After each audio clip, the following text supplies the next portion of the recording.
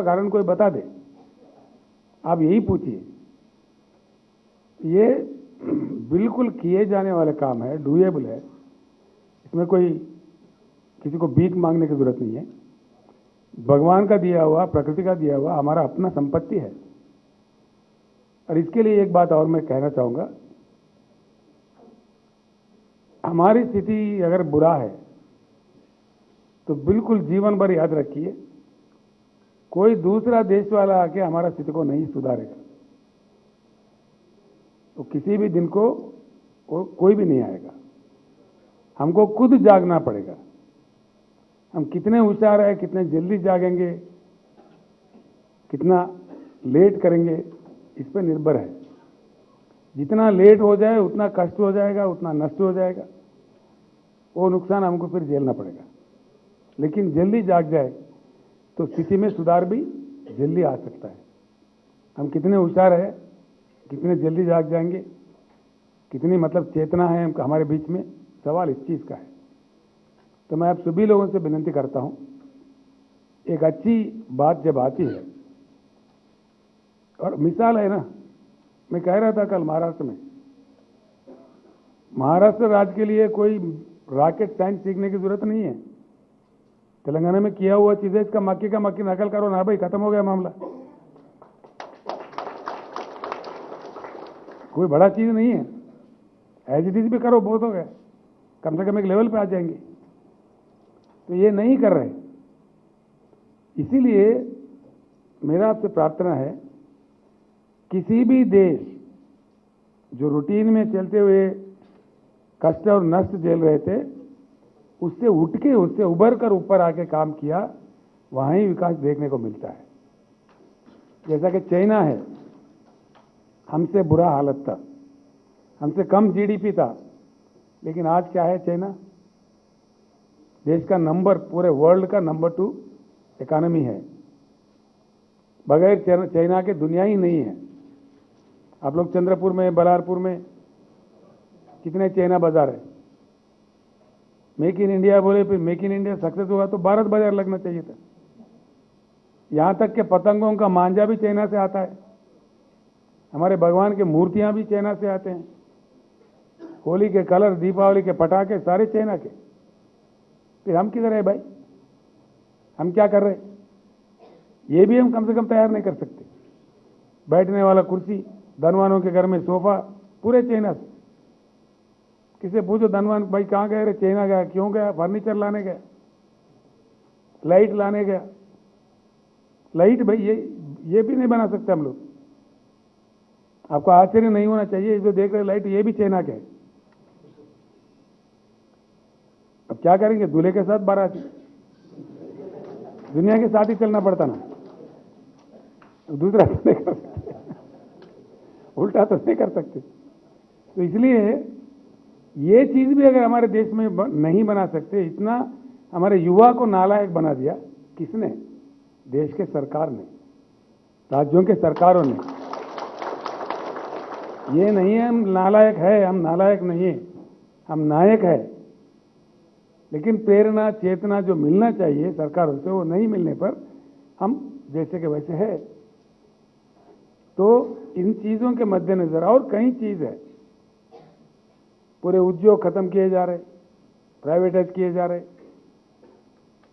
पूरे जागीर के जैसे बांटे जा रहे, लाखों करोड़ों वाला हमारी संपत्ति देश की प्राइवेटाइजेशन के नाम LIC भी बेचा जा रहा है। आखिर हम कहां जाएंगे, कहां पहुंचेंगे? खतरा सर पे मंडला रहा है। इसलिए मैं आप लोगों से प्रार्थना करूंगा, आप इतने दूर से इतना कष्ट, इतना श्रम लेके आए हैं, तो आपका ये टूर फजूल न जाए। कम से कम आप एक एक आदमी को एक KCR बनना चाहिए। कम से कम अपने बस्ती में, अपने गांव में, अपने तालुका में, जहां भी हो, ये बात पूछ कर, बात चर्चा कर कर एक 100 लोगों को आप तैयार करना चाहिए। एक दीप से जो दूसरा दीप जलाते हैं, चेतना ऐसे ही आती है, जागृति ऐसे ही आती है। कभी भी एक एक बूंद मिलके ही समंदर बनता है। अब 7 मई से लेके 7 जून तक महाराष्ट्र राज्य में जितने भी 288 असेंबली सीट्स है, असेंबली हल्के है 288, पूरे 288 में हमारे मानिक जी के नेतृत्व में पूरे 288 गाड़ी निकल रहे हैं एक साथ में। हर गांव में कमेटी बनेगी, महिला कमेटी बनेगी, युवा कमेटी बनेगी, किसान कमेटी बनेगी, पार्टी की मेन कमेटी बनेगी और मेंबरशिप भी करेंगे। तो इस प्रकार का 1 महीने के अंदर पूरा लग के एक दीक्षा लेके बना देते हैं। फिर किसी महाराष्ट्र का एक सेंटर देख के वहां पे हम लोग किसान रैली करते हैं बहुत बड़ा, 10-12 लाख का। तब हमारी शक्ति का प्रदर्शन होगा, तब सारा आ जाएंगे। मेरे बात खत्म करने से पहले मैं एक अनुरोध आपसे करूंगा। ये एक बात इसमें स्पष्टता होना चाहिए हमको, कोई इधर उधर सोचने की बात नहीं है। अब किसान आत्महत्या करने की स्थिति पे आ गए। रोज का 9-8 का आंकड़ा चल रहा है महाराष्ट्र में। किसी को कोई पड़ी नहीं है, बेफिक्र है। मैं एक बार नांदेड़ में आया था महाराष्ट्र में, पहली बार, एक ही बार आया। तो बोले महाराष्ट्र सरकार बजट में लगा दिया, हर किसान घर को एक 6,000 रुपये देंगे, घर को, पूरे हर किसान को नहीं, 6,000। फिर उसका बाद में मैं लोहा में आ रहा था नांदेड़ में, वहां के भूतपूर्व मुख्यमंत्री और अभी के उप मुख्यमंत्री जो देवेंद्र फडणवीस जी हैं, उन्होंने एक बयान दिया अखबारों में, भाई चंद्रशेखर जी आपका काम तेलंगाना में है, महाराष्ट्र में क्यों आ रहे? मैं बोला 6,000 क्यों दिए बीक के जैसा, 10,000 दो तेलंगाना के जैसा, बीमा कराओ और दलित बंधु दलितों को दे दो, तेलंगाना का मॉडल इंप्लीमेंट करो। मेरा काम खत्म, मैं मध्य प्रदेश चले जाऊंगा, आप आराम से महाराष्ट्र संभाल लो। इतना ही कहा मैंने। पूरा तेलंगाना मॉडल अमल करो, कानून पास करो, अभी असेंबली चल रहा है, मेरा काम खत्म, मैं मध्य प्रदेश चले जाऊंगा, कहीं अन्य जगह चले जाऊंगा। उसका फिर जवाब नहीं है। तो ये चक्कर है। सिंपल बात है, आप किसी से भी क्वेश्चन पूछिए, जब तेलंगाना में ये सारे बात संभव है, महाराष्ट्र में क्यों नहीं, सारे भारत में क्यों नहीं? जब तक ये नहीं पूछेंगे, जब तक ये नहीं निकालेंगे, तब तक नहीं निकलेगा। इसके लिए पहला सीढ़ी, मैं आपसे पूरे लोगों से प्रार्थना करता हूं, गौर से सुनिए। एक ट्रिप चंद्रशेखर का नांदेड़ में हुआ तो 6,000 घर में आ गए, कम से कम रास्ता तो निकला। देखते हैं क्या क्या होता है। लेकिन एक बेटर मंत्र मैं देता हूं आपको। किसान कहाँ रहते हैं? शहर में नहीं रहते, गांव में रहते। आगामी जिला परिषद चुनाव जो भी आ रहा है, ये किसान के हाथ में है और संविधान ने हमको अधिकार दिया है, जो वोट हमारे पास हमारे हक में है, हम जिधर चाहे इस्तेमाल कर सकते हैं। मेरे बात मान के पहली वोट, जो पहली सीढ़ी जो जिला परिषद आ रहा है, सारे महाराष्ट्र के जितने भी जिला परिषद है, गुलाबी झंडा लहरा दो। अब क्या नहीं आता मैं देखता हूं। भाग क्या आएगा? दिल्ली से नेता आएगा, केंद्रीय मंत्री आएगा, प्रधानमंत्री के दूत आएगा, मुख्यमंत्री घुटनों पे भाग के आएंगे। उनका जो सिंहासन हिल रहा है तो सभी भागेंगे, भैया हम दे देंगे, हम दे देंगे। बिल्कुल। अब सीधा उंगली से घी नहीं निकलता तो क्या करते? टेढ़ा उंगली से निकालते। बस यही तरीका है। उनको कोई शाक ट्रीटमेंट दिए बिना भी काम नहीं बनेगा, मैं बता रहा हूं। बिल्कुल। जिला परिषद में ऐसा मार मारो कि सारे ही चले गए तो पूरे हिल जाएंगे। भाग भाग के आके आप तो कहो किसानों से, भाई देखो अब हम आप लोगों को दोष देंगे, आप जब तक होश में नहीं आओगे कौन मदद करने वाला है आपको? जो आपके हाथ में है ये चीज, गुमराह नहीं होना है। जब चुनाव आए तो बटे नहीं जाना। एक तरफ वोट दे दो किसान पूरे, और किसान 42% है, उनके साथ कामगार भी है। ये लोग मिल गए तो खत्म है मामला। जिला परिषद पूरा चुनो तो मामला खत्म, शुरू हो जाएगा काम होना। बस इतनी बात सबको समझा दे। अब हमारे पास दवा है, उसको इस्तेमाल नहीं करेंगे।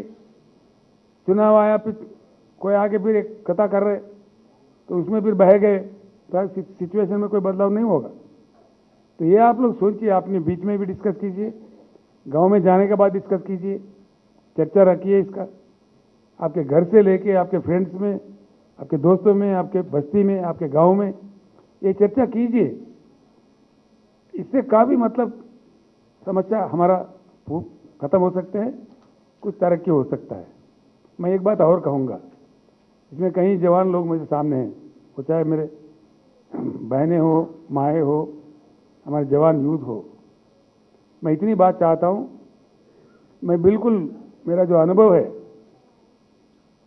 बिना परिवर्तित हुए भारत का कष्ट दूर नहीं होंगे, बिल्कुल नहीं।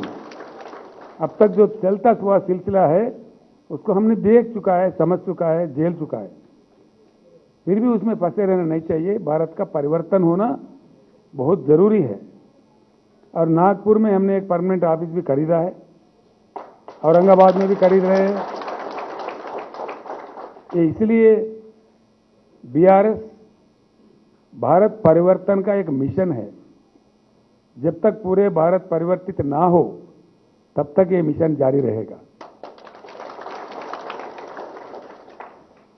अंत में एक बात मैं कहूंगा, क्या किसानों ने लड़ाई नहीं लड़ी? अपनी बहुत लड़ी, जेल गए, गोलियां खाए, लाठियां खाए। कितने कितने महान लोग, जैसे शरद जोशी जैसे महान नेता थे किसानों के, क्या कम लड़े थे? अभी कोई सीपीएम का मित्र, वो अशोक नवले, प्याज के दाम को लेकर नासिक से मुंबई तक पदयात्रा करे, कभी 50,000 का निकाले, परसों 10,000 का निकाले। क्या नौबत है भाई? पैरों में से खून निकल रहा है, बोचाले पड़ रहे, बूढ़े औरत भी चल रहे थे। वो देखे तो आंखों में पानी आने की सीन थी। क्यों चलना? कितने साल लड़ना? क्या लड़ना ही हमारी जिंदगी है? कोई लड़ने की जरूरत नहीं है, कोई बस जलाने की जरूरत नहीं है, कोई चक्का जाम करने की जरूरत नहीं है। बस वोटों से डब्बा जाम करो, अपने अधिकार में, बिना किसी कोई तकलीफ के सिर्फ वोट जाम कर दो तो खत्म हो गया मामला। पूरे रास्ते खुल जाएंगे, सारी समस्या मिट जाएंगे। तो ये बात है। तो इस चीज को मैं हर एक इसमें व्यक्ति जो है मैं प्रार्थना करता हूं, ये बातें मैं जो कहा यही मत भूल जाइए। जाते जाते भी आप लोग चर्चा कीजिए, गांव में जाने के बाद, अपने बस्ती में जाने के बाद जरूर चर्चा कीजिए। तो इसका एक अच्छा मतलब काम होगा और रिजल्ट भी आएगा।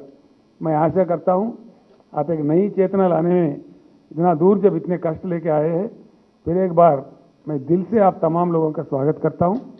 और ये कष्ट जो किया है आपने आज, ये व्यर्थ नहीं जाना चाहिए, इसका फल मिलना चाहिए।